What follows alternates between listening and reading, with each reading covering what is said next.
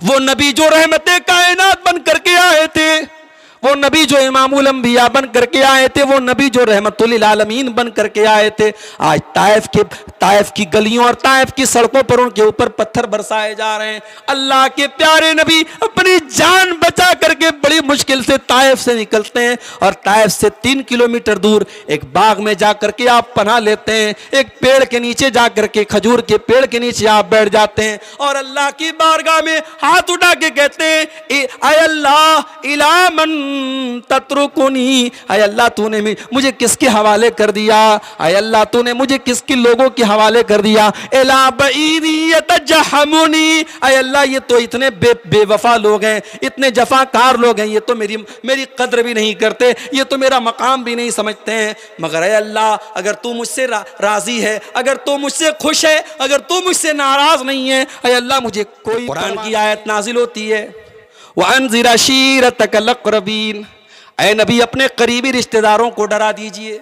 अल्लाह के प्यारे नबी अपने सारे खानदान के लोगों को इकट्ठा करते हैं और सफा की पहाड़ी पे चढ़ते हैं और एक एक खानदान के बड़े बड़े लोगों का नाम लेके कहते हैं, ऐ बनी फला, ऐ बनी फला, ऐ बनी फला, ऐ बनी फला, ऐ मेरे खानदान के लोगों, अनक़िज़ू अनफ़ुसकुम मिनन्नार, अपने आप को जहन्नम की आग से बचा लो। फ़इन्नी ला उग़नी अन्कुम मिनल्लाहि शैया, मैं मोहम्मद हूँ, मैं अल्लाह का रसूल हूँ, मैंने तुमको सच्चाई का रास्ता दिखा दिया है, जन्नत का रास्ता बता दिया है, जहन्नम से डरा दिया है, मैं इससे ज्यादा कुछ नहीं कर सकता। अब तुमको अपने आप को बचाना है, अपने आप को जहन्नम की आग से बचा लो। अपनी फूफी सफिया का नाम आपने लेके फरमाया, या सफिया बिन्त अब्दुल मुत्तलिब, ऐ मेरी फूफी सफिया अपने आप को जहन्नम की आग से बचा लो। अपने चचा अब्बास का नाम आपने लिया, ऐ या अब्बास इब्न अब्दुल मुत्तलिब, ऐ मेरे चचा अब्बास अपने आप को जहन्नम की आग से बचा लो। अपनी बेटी फातिमा का नाम आपने लिया, या फातिमा बिन्त मुहम्मदिन अनक़िज़ी नफ्सकी मिनन्नार, ऐ मेरी बेटी फातिमा अपने आप को जहन्नम की आग से बचा ले। ये दर्द था नबी के अंदर, ये दर्द हमारे अंदर क्यों नहीं है मेरे भाई?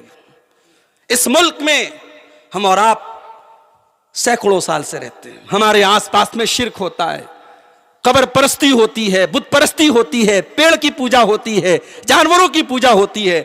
हम देखते हैं, हम हंसी मजाक उड़ाते हैं, हमें लगता है यार गलत हो रहा है, मगर हमने अपने बरादरान वतन को, अपने भाइयों को, बजाय इसके कि हम उन्हें तौहीद की दावत देते, उन्हें तौहीद के रास्ते पर लाते, आज हालात ये पहुंच गए कि हमारी बेटियां आज शिर्क के रास्ते पर जा रही हैं। मेरे भाइयों, इससे बढ़ के अफसोस की बात क्या हो सकती है? जरा अपने नबी की सीरत का वो दौर भी देखिए आप। मक्का में अल्लाह के नबी तौहीद की दावत दे रहे हैं, कोई आपकी बात मानने को तैयार नहीं है, मुट्ठी भर लोग आपके ऊपर ईमान लाए हैं, खुल करके नमाज भी नहीं पढ़ पा रहे हैं, खुल करके कुरान भी नहीं पढ़ पा रहे हैं, खुल करके अल्लाह का नाम भी नहीं ले पा रहे हैं। अल्लाह के नबी ने सोचा, मक्का से 100 किलोमीटर दूर ताइफ है, पहाड़ी इलाका है, कबीले बनु सकीफ के लोग वहां रहते हैं, बड़ा कबीला है, बड़ा खानदान है, मैं वहां चलकर के इस्लाम की तबलीग करता हूं, इस्लाम की दावत देता हूं, शायद वो लोग मेरी बात मान लें। आपने हजरत बिलाल को अपने साथ में लिया और निकल पड़े मक्का से ताइफ। आप चाहते तो सवारी से जा सकते थे, मगर आपको सीक्रेट रखना था, आपको छुपाना था, आपने सवारी भी नहीं ली, पैदल चल पड़े। मक्का से ताइफ 100 किलोमीटर का सफर है मेरे भाइयों, 100 किलोमीटर का सफर मोहम्मद रसूलुल्लाह ने पैदल तय किया। ताइफ पहुंचे, ताइफ के बड़े बड़े सरदारों से आप मिले, उनके सामने आपने इस्लाम की तबलीग की, उनके सामने इस्लाम की दावत पेश की, उनको बताया कि मैं अल्लाह का आखिरी नबी हूं, आखिरी रसूल हूं, उनको बताया कि अल्लाह के सिवा कोई इबादत के लायक नहीं है। ताइफ के उन सरदारों ने आपका मजाक उड़ाया, उन्होंने आपकी बात को रिजेक्ट कर दिया, उन्होंने आपकी बात नहीं मानी। अल्लाह के प्यारे नबी मायूस न हुए, आपने कहा कोई बात नहीं, तुम मेरी बात नहीं मानते, कोई बात नहीं, लेकिन मैं ताइफ के आम लोगों से बात करूंगा, अल्लाह के प्यारे नबी एक हफ्ते तक ताइफ की सरजमीन पर रहे, घर घर जाके लोगों को इस्लाम की दावत देते रहे। एक आदमी भी मेरे नबी का कलमा पढ़ने को तैयार नहीं है। इस्लाम इतनी आसानी से नहीं पहुंचा है मेरे भाइयों हम तक। बड़ी कुर्बानियां दी है नबी ने, बड़ी कुर्बानियां दी हैं साहबा ने। आज हम लोग जो बड़े आराम से मस्जिद में नमाज पढ़ लेते हैं, अल्लाह अकबर की सदा बुलंद कर लेते हैं, बड़ी तकलीफें सही है नबी ने, शायद हमें अंदाजा नहीं है। ताइफ की सरजमीन पर एक आदमी मेरे नबी पर ईमान लाने को तैयार नहीं है। एक हफ्ते तक अल्लाह के नबी मेहनत करते रहे। एक हफ्ते की तबलीग के का रिजल्ट क्या है? जीरो है, कोई भी ईमान नहीं लाया। अल्लाह के प्यारे नबी मायूस होकर के ताइफ से वापस आने लगे। ताइफ के उन गुंडों ने, ताइफ के उन बदमाशों ने देखा कि अल्लाह के नबी वापस जा रहे हैं। उन्होंने अपने इंतहाई क्रिमिनल लोगों को और इंतहाई घटिया लोगों को यह ड्यूटी लगा दी कि वो अल्लाह के नबी के ऊपर पत्थर बरसाएं। अब अल्लाह के नबी ताइफ की सड़कों पे चल रहे हैं और दोनों तरफ से आपके ऊपर पत्थर बरसाए जा रहे हैं। वो नबी जो रहमते कायनात बन करके आए थे, वो नबी जो इमामुल अंबिया बन करके आए थे, वो नबी जो रहमतुल आलमीन बन करके आए थे, आज ताइफ की गलियों और ताइफ की सड़कों पर उनके ऊपर पत्थर बरसाए जा रहे हैं। अल्लाह के प्यारे नबी अपनी जान बचा करके बड़ी मुश्किल से ताइफ से निकलते हैं और ताइफ से 3 किलोमीटर दूर एक बाग में जाकर के आप पनाह लेते हैं। एक पेड़ के नीचे जाकर के, खजूर के पेड़ के नीचे आप बैठ जाते हैं और अल्लाह की बारगाह में हाथ उठा के कहते हैं, ऐ अल्लाह इला मन तत्रुकुनी, अय अल्लाह तूने मुझे किसके हवाले कर दिया? अय अल्लाह तूने मुझे किसके लोगों के हवाले कर दिया? एला बईदी यतजहमुनी, अय अल्लाह ये तो इतने बेवफा लोग हैं, इतने जफाकार लोग हैं, ये तो मेरी कद्र भी नहीं करते, ये तो मेरा मकाम भी नहीं समझते हैं। मगर अय अल्लाह अगर तू मुझसे राजी है, अगर तू मुझसे खुश है, अगर तू मुझसे नाराज नहीं है, अय अल्लाह मुझे कोई परवाह नहीं है, सारी तकलीफ में बर्दाश्त करने को तैयार हूं।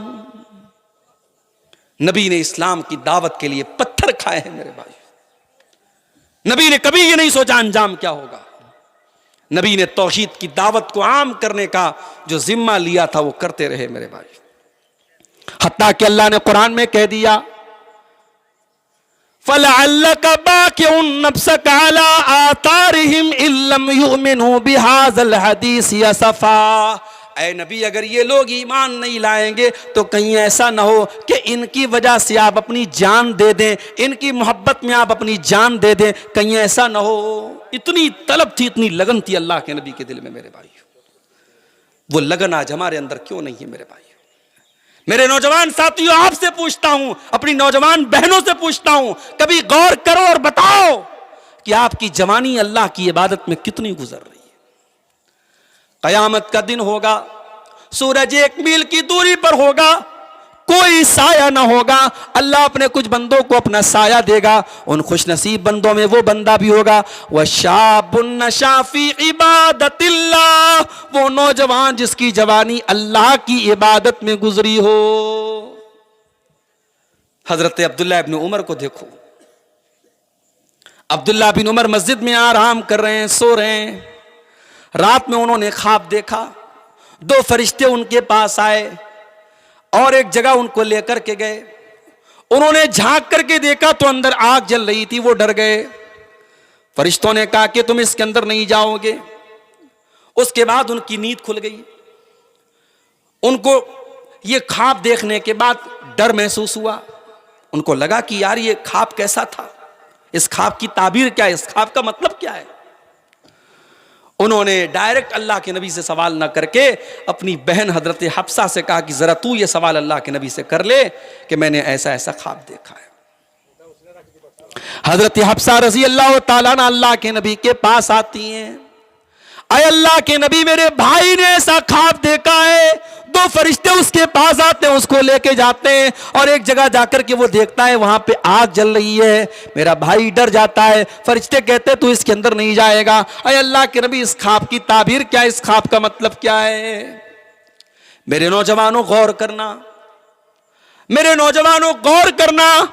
अल्लाह के प्यारे नबी ने फरमाया, ऐ हफ्सा नेमर रजुल अब्दुल्ला, अब्दुल्ला बहुत अच्छा इंसान है, बड़ा नेक इंसान है। लौकाना युसल्ली मिनल लैल, बस एक बात की कमी है, वो रात में तहज्जुद नहीं पढ़ता है, वो रात में क़ियामुल लैल नहीं करता है, वो रात में अल्लाह के सामने गिरियाजारी नहीं करता है, वो रात में तहज्जुद नहीं पढ़ता है। अगर अब्दुल्ला तहज्जुद पढ़ना शुरू कर दे तो बहुत अच्छा इंसान है। हजरत हफ्सा ने आकर के अपने भाई को यह बता दिया कि अल्लाह के नबी ने ऐसा ऐसा कहा है। बुखारी के अल्फाज हैं, जब नबी की जुबान से ये जुमला निकला और अब्दुल्ला बिन उमर के कानों तक पहुंचा कि नबी ने मेरे बारे में ऐसा कहा है कि अब्दुल्ला बहुत अच्छा इंसान है, बस एक बात की कमी है, वो तहज्जुद नहीं पढ़ता है। फकाना ला यनामु मिनल लैल इल्ला कलीला, उस दिन के बाद से अब्दुल्ला बिन उमर बगैर तहज्जुद पढ़े रात में नहीं सोते थे। हमारी रातें कहां गुजर रही हैं? 5G इंटरनेट में गुजर रही हैं। 5G आ गया है माशाअल्लाह, अब तो हवाओं से बात हो रही है इंटरनेट की। 5G इंटरनेट के साए में हमारी रातें गुजर रही हैं। तहज्जुद कौन पढ़ता है साहब? यहां तो 5 टाइम की नमाज भी मुश्किल है।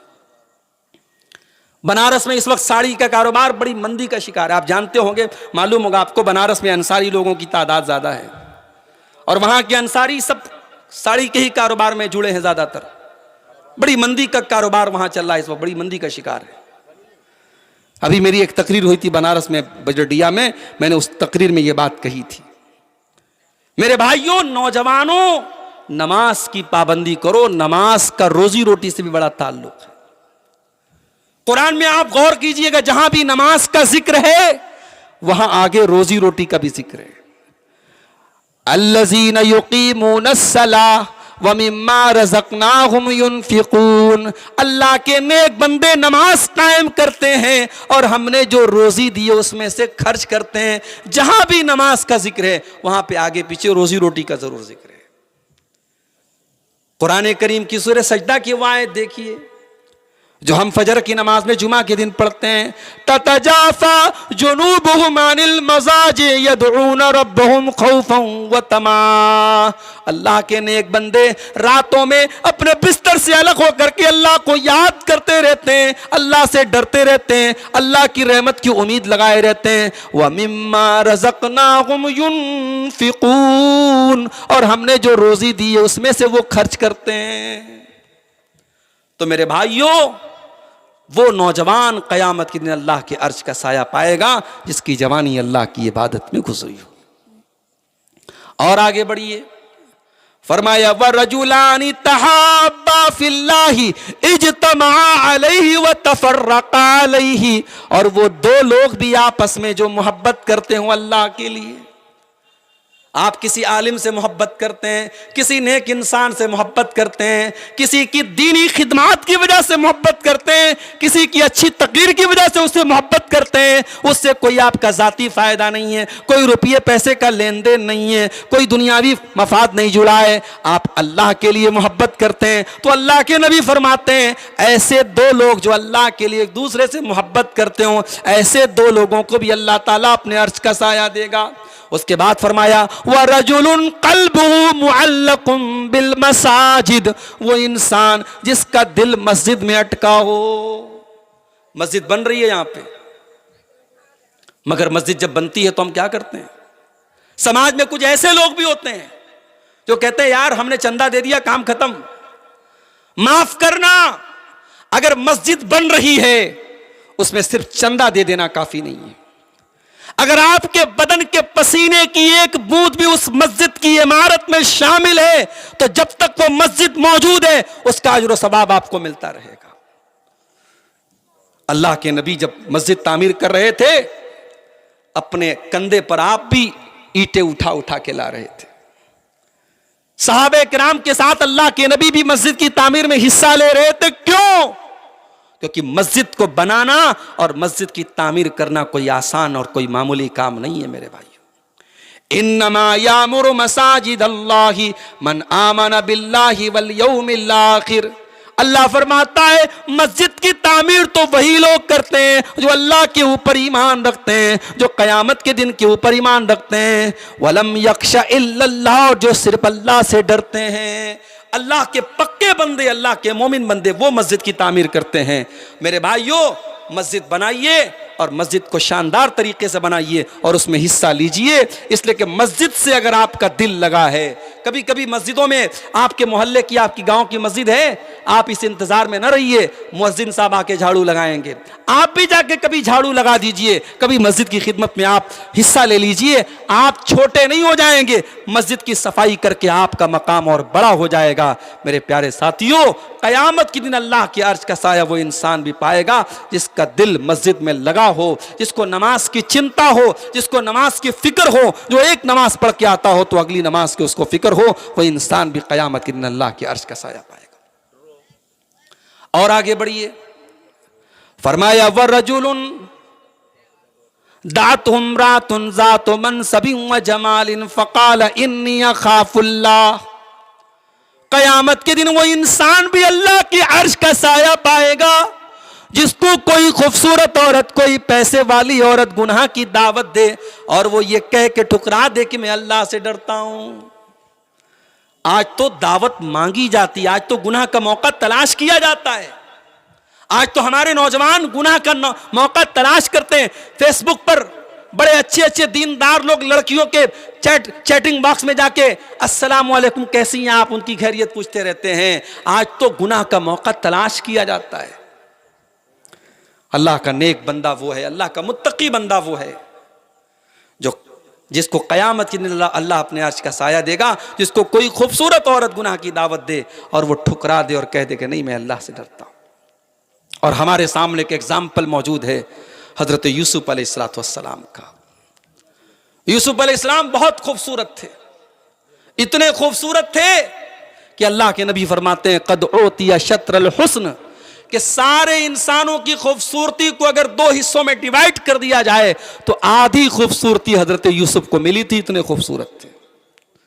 और जिस औरत के घर में हजरत यूसुफ रहते थे उसी औरत ने उनके ऊपर डोरे डालने की कोशिश की थी।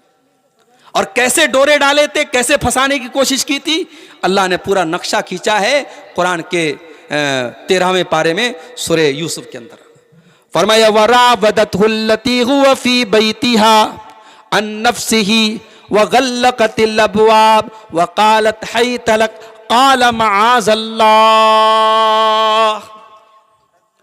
याद करो मेरे बंदे, यूसुफ को जिस औरत के घर में यूसुफ रहते थे उसी औरत ने उनके ऊपर डोरे डाले थे और उसने सारे दरवाजे बंद कर लिए थे और कहा था ऐ यूसुफ मेरी बाहों में आ जाओ, ऐ यूसुफ मेरे पास आ जाओ। और यूसुफ अलैहिस्सलाम ने क्या कहा था, काला मआज़ल्लाह,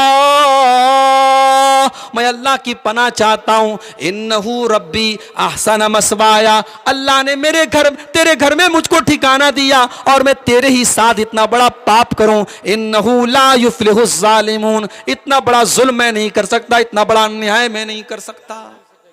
अल्लाह का डर अगर दिल में हो मेरे भाइयों तो गुनाह का इतना खूबसूरत मौका मिलने के बाद भी इंसान अपने आप को गुनाह से बचा सकता है।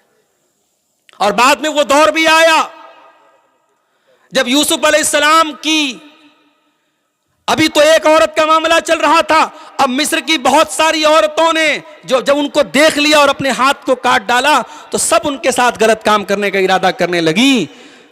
और बाकायदा अजीज मिस्र की बीवी ने धमकी दे दी कि अगर यूसुफ ने मेरी बात नहीं मानी तो अब मैं उसको जेल में डलवा दूंगी। तो हजरत यूसुफ अलैहिस्सलाम ने क्या दुआ की थी, क़ाल रब्बि सिज्नु अहब्बु इलैया मिम्मा यदऊननी इलैहि, ऐ अल्लाह जिस गुनाह की दावत मुझे ये औरतें दे रही हैं उस गुनाह से बेहतर ये है, ऐ अल्लाह तू मुझे जेल में डाल दे। रब्बि सिज्नु अहब्बु इलैया मिम्मा यदऊननी इलैहि व इल्ला तस्रिफ अन्नी कैदहुन्न अस्बु इलैहिन्न व अकुम मिनल जाहिलीन, ऐ अल्लाह अगर तूने इनकी चाल को नाकाम न किया, ऐ अल्लाह मैं इनकी तरफ माइल हो जाऊंगा, मैं जाहिलों में से हो जाऊंगा।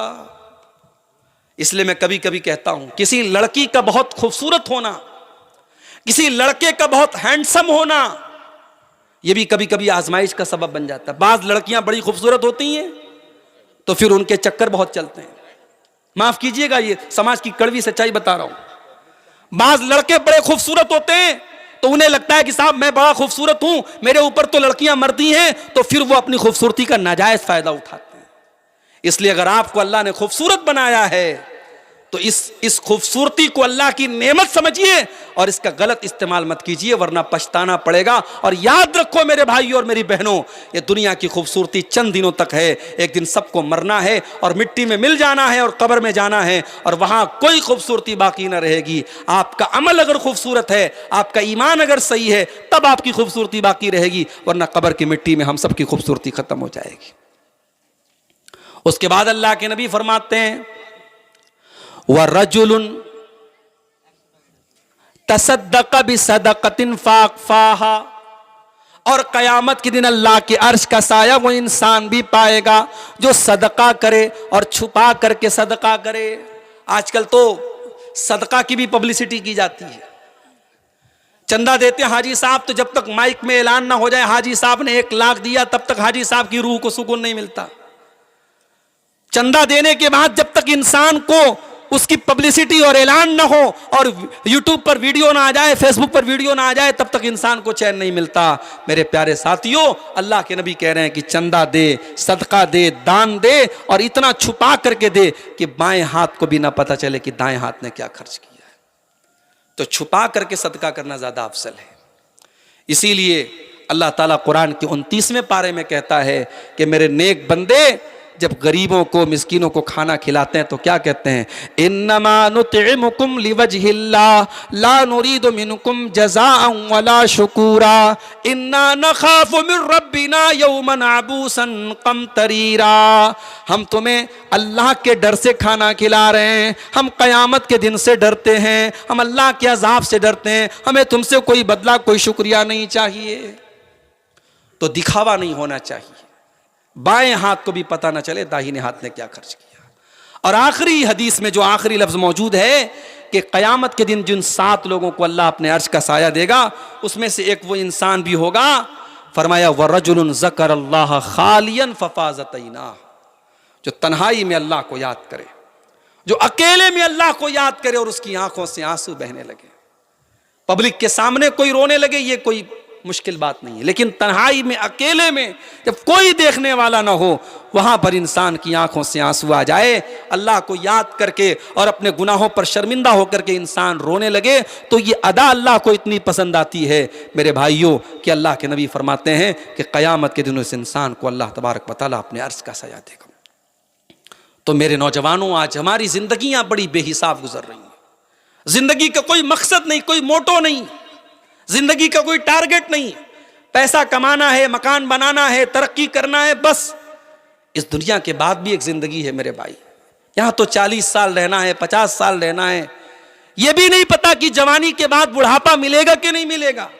मिसालें हमारे सामने मौजूद हैं। बनारस में मेरे कई जानने वाले हैं, अचानक उनको कैंसर की बीमारी हो गई, और अब तो सर्दी जुकाम की तरह कैंसर की बीमारी फैल रही है। शायद आपके देहात में कम हो, शहरों का बहुत बुरा हाल है। कैंसर हॉस्पिटल में आप जाइए तो आपको पता चलेगा बीमारियां, कौन सा वायरस आ जाए। अभी हमारे मुल्क में इतना खतरनाक वायरस आया, कोरोना वायरस, और उसकी जो वैक्सीन लगी है, अब वैक्सीन के बारे में खबरें आ रही कि वैक्सीन के अंदर कुछ ऐसी चीजें पाई जा रही कि उससे हार्ट अटैक का खतरा बढ़ रहा है। अल्लाह आलम, ये हालात भी पैदा हो रहे हैं।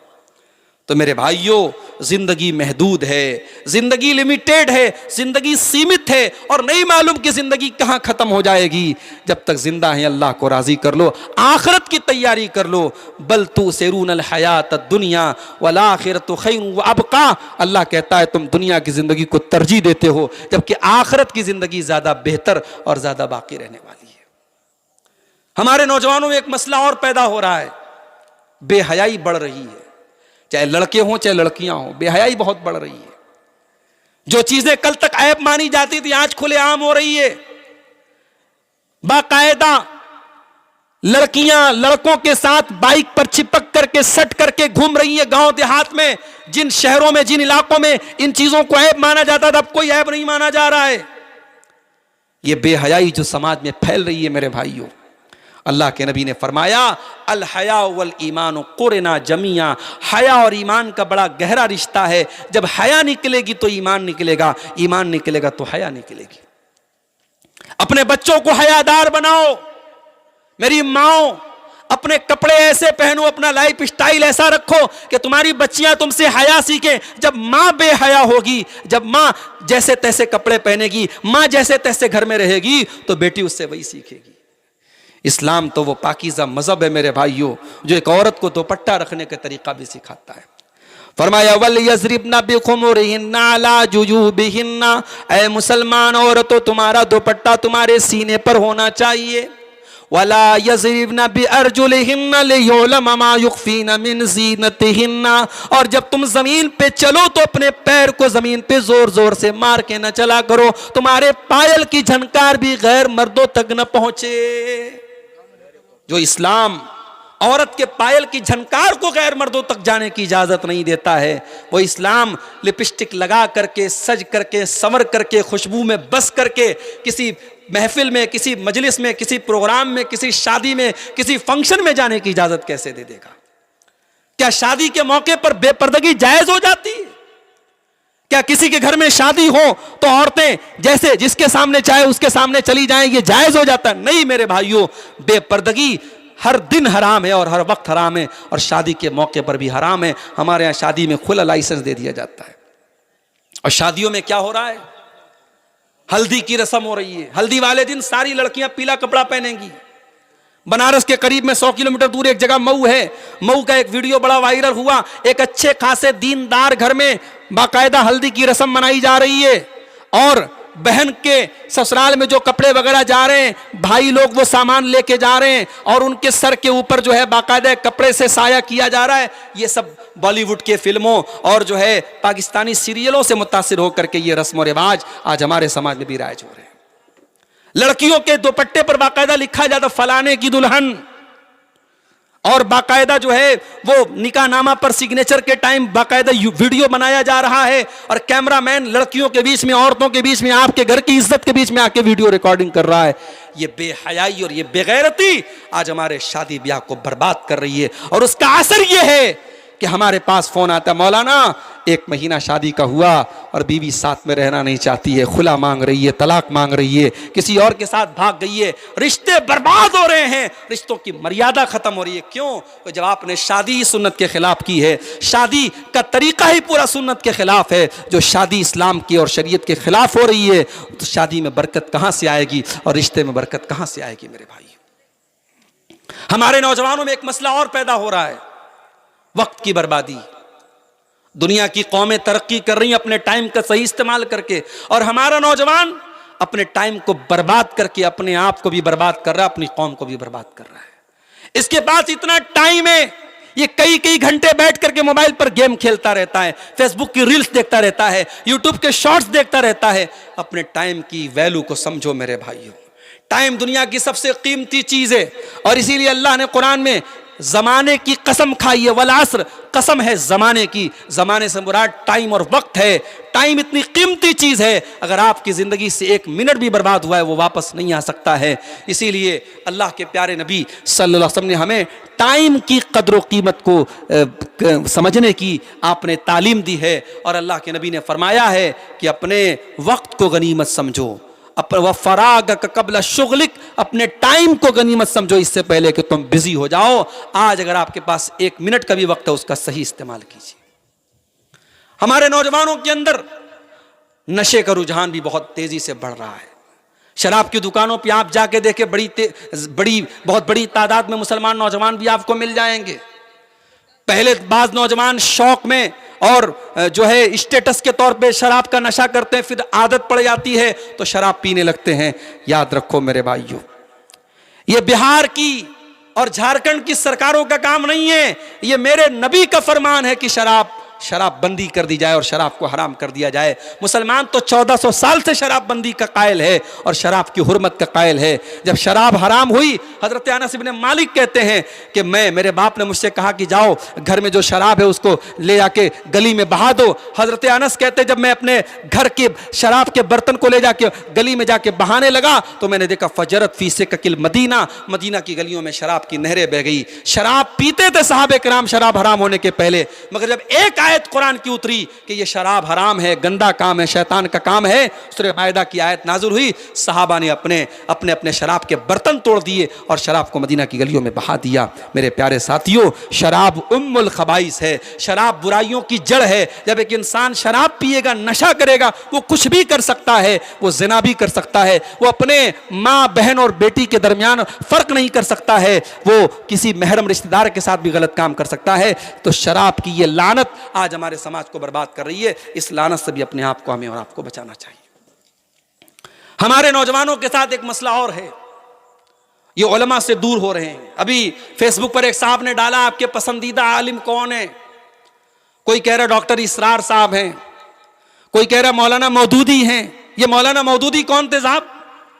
इन्होंने किताब लिखी है खिलाफत व मुलूकियत, जिसमें हजरत मुआविया को और हजरत उस्मान गनी को इतना बुरा भला कहा है और इतने गंदे इल्जामात लगाए हैं, अल्लाह की पनाह। ये डॉक्टर इसरार अहमद कौन थे? बड़ी बड़ी बातें करते थे, लेकिन अकीदे वहदतुल वजूद के कायल थे। इनका अकीदा था कि जमीन व आसमान में हर जगह अल्लाह है, हर चीज में अल्लाह है, यह अकीदा था उनका। फिर मैंने देखा कि उस फेसबुक की पोस्ट पर किसी ने कहा मेरे पसंदीदा स्कॉलर इंजीनियर अली मिर्जा हैं। ये इंजीनियर अली मिर्जा कौन है साहब? ये साहब पाकिस्तान के रहने वाले हैं और ये अपने आप को इतना बड़ा काबिल समझते हैं। इनका कहना है कि मैं सारे उलमा की मैंने दुकानें बंद कर दी। सारे उलमा को ये गलत करार देते हैं और इनका नारा है कि मैं बाबी ना मैं वहाबी, मैं हूं मुस्लिम इल्मी किताबी। ये इनका नारा है, मगर हकीकत क्या है? ये शियों की और राफिजियों की तायीद करते हैं। ये सहाबे किराम के बारे में नौजवानों का जहन खराब करते हैं। कुरान की आयतें ढंग से पढ़ना नहीं आता, अरबी जबान ढंग से आती नहीं, और स्कॉलर बने फिरते हैं और इनके मानने वाले इनको अपना इमाम मानते हैं। मेरे नौजवान साथियों, अपने मुस्तनद उलमा से अपना ताल्लुक जोड़ो, अपने ऑथेंटिक उलमा से अपना ताल्लुक जोड़ो। वक्त के अंदर बहुत सारे फितने पैदा हो रहे हैं, जमाने में बहुत सारे फितने पैदा हो रहे हैं। इन फितनों से तुम्हें बचाने का अगर कोई काम करेंगे तो जो सही उलमा है, जो कुरान और सुन्नत के जानकार उलमा है, जो मुस्तनद उलमा है, वही ये काम कर सकते हैं। इसलिए उलमा के साथ अपना ताल्लुक जोड़ो। उलमा से दूर हो जाओगे तो बर्बाद हो जाओगे। अल्लाह के प्यारे नबी ने फरमाया, कयामत के पहले एक ऐसा दौर भी आएगा, अल्लाह ताला दुनिया से उलमा को उठा लेगा। हत्ता इज़ा लम युबक़ी आलिमन, और जब उलमा नहीं बचेंगे, इत्तख़ज़न नास रुऊसन जुहाला, लोग जाहिलों को अपना सरदार बना लेंगे। और जब जाहिलों को अपना सरदार बनाएंगे, फसुइलू फ़अफ़्तू बिग़ैरि इल्मिन, जाहिलों से फतवा पूछेंगे और वो गलत सलत फतवा देंगे और खुद भी गुमराह होंगे और दूसरों को भी गुमराह करेंगे। इस दौर के बड़े बड़े फितनों में से एक फितना यह भी है कि हमारा नौजवान कमाई के सिलसिले में एहतियात नहीं करता। कौन सी कमाई हलाल है, कौन सी कमाई हराम है, इस बात की परवाह नहीं करता। कितने हमारे नौजवान नेटवर्किंग का बिजनेस कर रहे हैं, नई नई कंपनियां आती हैं, नौजवानों को लुभाती हैं, लाखों करोड़ लेके भाग जाती हैं, और जब भाग जाती है तब ये हाथ मल के अफसोस करते हैं। मेरे नौजवानों, किसी ऐसी फ्रॉड कंपनी के चक्कर में ना पड़ो। हलाल तरीके से पैसा कमाने के हजारों तरीके हैं, हलाल तरीके से पैसा कमाओ, हराम रास्ते ना अपनाओ। अल्लाह के प्यारे नबी फरमाते हैं, याती अलन्नास ज़मानुन, एक ज़माना लोगों पर ऐसा आएगा, ला युबालिल मर्उ मिन ऐना अख़ज़ल माल, इंसान इस बात की परवाह नहीं करेगा कि हलाल तरीके से पैसा कमा रहा है या हराम तरीके से पैसा कमा रहा है। मेरे भाइयों, हलाल तरीके से पैसा कमाओ, इंशाअल्लाह घर में बरकत आएगी, रोजी रोटी में बरकत पैदा होगी और आप उसकी बरकत अपने जिंदगी में महसूस करेंगे। और हराम पैसा घर में आएगा तो आप महसूस करेंगे घर के रिश्ते खराब होंगे, माँ बाप में दूरी पैदा होगी, बच्चों में झगड़े पैदा होंगे और घर की बरकत खत्म हो जाएगी, घर में नहुसत आ जाएगी। गुनाह जो होता है उसके अंदर एक नहुसत होती है, गुनाह अपने साथ बहुत सारी बेबरकती लाता है। आज हमारे घरों से जो बरकत जा रही है वो हराम कमाई की वजह से भी जा रही है। अपनी कमाई को मेरे भाइयों हम हलाल करें। और आखिर में यही अर्ज करूंगा, मस्जिद की तामीर के सिलसिले में आज का ये प्रोग्राम हो रहा है और आपने काफ़ी बातें सुनी हैं। मैं आपसे बड़े खुलूस के साथ ये अपील करता हूं कि आप अपने घरों से अपने आराम को छोड़ करके, अपने बिस्तरों को छोड़ करके आज इस जलसे में बैठे हुए हैं ताकि आप इस मस्जिद की तामीर में भी अपना रोल अदा करें और किताब और सुन्नत की बातों को भी आप सुनें। इसलिए मेरी अपील है कि आप जाते जाते इस मस्जिद का भरपूर ताउन करके जाएं। बहुत बड़ी जगह पर ये मस्जिद तामीर होने जा रही है, बड़ा एरिया है और काफ़ी खर्च का काम है। हम दुआ भी करते हैं अल्लाह ताला से कि इस मस्जिद की तामीर का काम अल्लाह ताला आसान करे और जो भी भाई हमारे इसका बेड़ा उठाए हैं अल्लाह उसको पूरा करने की तौफीक अता फरमाए। मेरे भाइयों, मैं आज बनारस से बड़ी मुश्किल से आप तक पहुंचा हूं। मेरी ट्रेन ब्रह्मपुत्रा से मेरा टिकट बना था और ट्रेन मेरी मिस हो गई, छूट गई। 5 मिनट, वक्त की कीमत देखिए, 5 मिनट में लेट हो गया स्टेशन पहुंचने में। कुछ मजबूरी की वजह से मैं 5 मिनट लेट पहुंचा और मेरी आंखों के सामने से ट्रेन निकल गई और उसके बाद कोई दूसरी ट्रेन नहीं थी जो बरहरवा या पाकुड़ के इलाके में आती हो। मजबूरन मुझे पटना से बाई कार 400-450 किलोमीटर का सफ़र तय करके मैं आपके दरमियान आया। सफ़र की हरासमेंट और सफ़र की जो थकावट है वो तो है ही है। कल रात यूपी में सिद्धार्थनगर में प्रोग्राम था, रात भर कल का भी जगा हूँ और आज भी दिन भर सफ़र किया है। तबीयत मेरी नासाज थी, 2 दिन पहले मुझे लूज़ मोशंस हो रहे थे, सफ़र करने के लायक हालात नहीं थे। मगर मैं ये भी जानता हूँ कि जहाँ प्रोग्राम में नाम दे दिया जाए और वहाँ मुकर्रिर ना पहुँचे तो जलसे वालों के लिए बड़ी आफत रहती है। और जलसे वाले आखिर में यही कहते हैं, मौलाना आप कुछ भी करिए मगर आपको आना है, और ना आओ तो फिर गाली वो सुनते हैं। और उलमा पर भी लोग इल्ज़ाम लगाते हैं कि ये वादा खिलाफ़ी करते हैं। नहीं मेरे भाई, मजबूरियाँ सबके साथ हो सकती हैं, हालात सबके साथ हो सकते हैं। हमने अल्लाह के दीन की और अल्लाह और उसके रसूल की बातों को बयान करने के लिए सफ़र की ये मशक्क़तें उठा के आपके सामने हम पहुँचे हैं। हम दुआ करते हैं अल्लाह ताला से अल्लाह हमारे सफ़र को भी कबूल फरमाए और जो बातें किताब और सुन्नत की रोशनी में हमने बयान की हैं अल्लाह उन बातों को हम सबको न सिर्फ के सुनने की बल्कि अमल करने की भी अल्लाह हम सबको तौफ़ीक़ अता फरमाए। रब्बुल आलमीन हमारी माँ बहनों की भी इस्लाह फरमाए। हमारी वो बहनें जो कुफ़ार के नरगे में जा चुकी हैं और जिनको मुर्तद बनाया जा चुका है, जिनको इस्लाम से निकाला जा चुका है, अल्लाह हमारी उन बहनों को ज़िंदगी में हिदायत के रास्ते पर वापस लौटने की तौफीक अता फरमाए। अल्लाह हमें अपने घर की लड़कियों की सही निगरानी और सही तरबियत करने की तौफीक अता फरमाए। अल्लाह हमारी औरतों को दीन सीखने की तौफीक अता फरमाए। अल्लाह रब्बुल आलमीन हमारे बच्चों की सही तरबियत हम सबको करने की तौफीक अता फरमाए। रब्बुल आलमीन हमें कहने सुनने से ज़्यादा अमल की तौफीक अता फरमाए। मुल्क में इलेक्शन का भी माहौल है, आपके यहाँ भी वोटिंग होने वाली है। मैं आप सबसे अपील करता हूँ कि इलेक्शन में ज़रूर हिस्सा लें और ज़रूर अपना अपना वोट डालें और इस काम में आप इसको एक नागरिक की हैसियत से, एक सिटीज़न की हैसियत से अपना एक फ़र्ज समझें और कोशिश करें कि आप मुत्तहिद होकर के वोट दें और ऐसी हुकूमत को लाने की कोशिश करें जो अमन व शांति और सुकून के साथ और भाईचारे के साथ मुल्क को चला सके। और अल्लाह करे कि ऐसा हो कि मुल्क का निज़ाम सही लोगों के हाथ में रहे और मुल्क का निज़ाम सही लोग और अमन व शांति के साथ जो लोग मुल्क को चलाएं ऐसे लोगों के हाथ में मुल्क का निज़ाम जाए। अल्लाह से हम दुआ करते हैं रब्बुल आलमीन हमें ज़ालिमों के जुल्म से, शरीरों के शर से महफूज रखे, जब तक दुनिया में ज़िंदा रखे, इस्लाम पर ज़िंदा रखे और हम सब का खात्मा ईमान पर हो। और रब्बना तक़ब्बल मिन्ना इन्नका अंतस समीउल अलीम व तुब अलैना इन्नका अंतत तव्वाबुर रहीम व सल्लल्लाहु तआला अला नबीना मुहम्मद व अला आलिहि व सहबिहि अजमईन। वस्सलामु अलैकुम व रहमतुल्लाहि व बरकातुहू।